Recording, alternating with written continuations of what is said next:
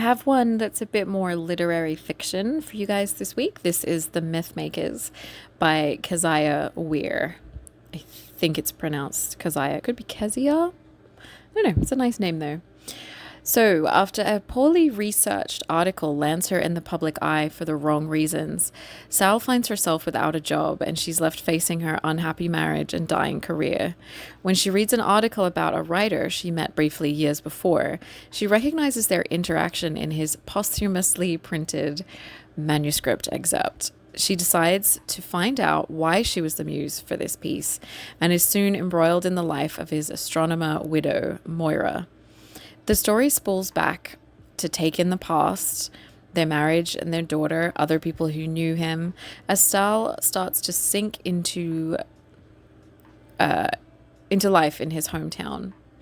Why is Sal being drawn so strongly into Moira's world, and can she get her hands on the rest of the writer's manuscript?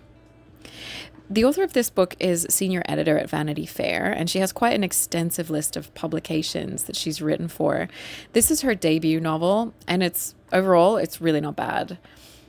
While the book is kind of about how we make myths around authors after their deaths and the layers of our own constructed lives, the hook that this book presents us with initially is that Sal remembers meeting this famous author, and we want to know why he wrote about that meeting. Is she his muse? It's why I was drawn to this book. However, the book isn't really about that, and that plot seems to just really go nowhere. It's more of a meandering story about navel-gazing literary types, and the stakes for them are quite low because there's not really any danger or imperative. It's odd. I kind of liked and didn't like this one. It's written confidently and competently. The characters feel well delineated and real.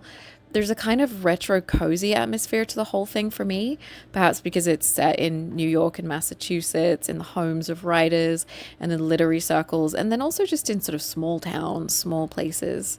There's a kind of dreamy quality to it sometimes, which is nice, as Sal avoids her real life and her real problems in her marriage.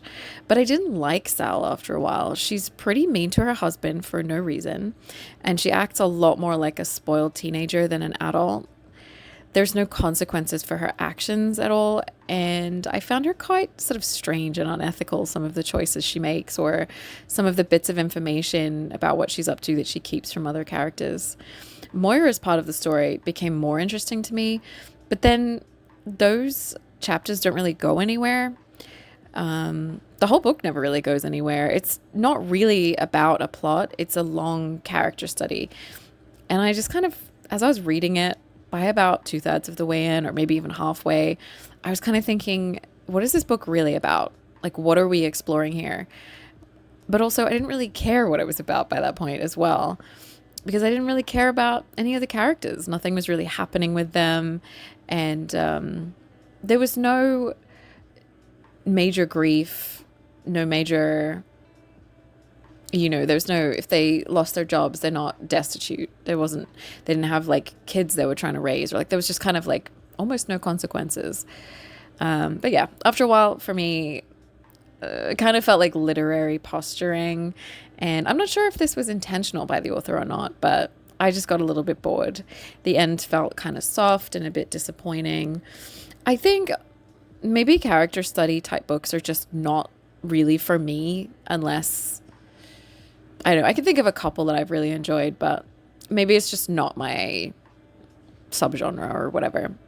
Though that said, I would definitely read this author's future work. So there's something here in this book that I appreciated and I quite liked. So this one is definitely more for you if you're a literary fiction reader.